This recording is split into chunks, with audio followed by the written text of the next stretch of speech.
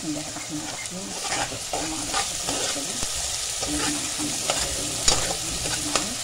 النهارده هنعمل لحمة بالسمنة إن شاء الله.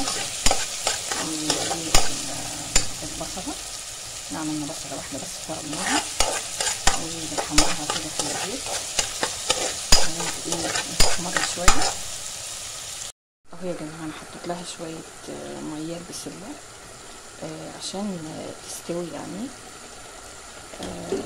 والطماطم اهو هنزل عليها بعصير الطماطم اهو، وهسيبها طبعا تعيش مع نفسها. وبعد شويه هروح بقى احط الجزر اللي انا قطعته عليها، بس هسيبها تغلي شويه نص ساعه كده، وبعدين احط بقى جزر عليها. انا هنا عندي يا جماعه الشعريه بحمرها الاول عشان احط عليها الرز. هي بتتحمر، قربت تتحمر معايا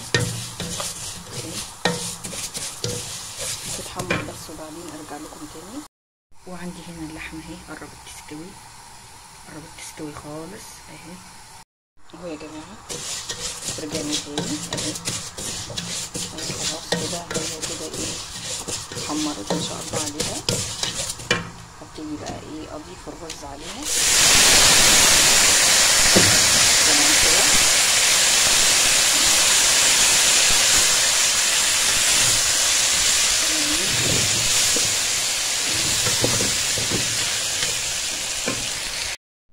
اهو يا جماعة الرز كده خلصناه تمام، وكمان الملوخية خلصناها.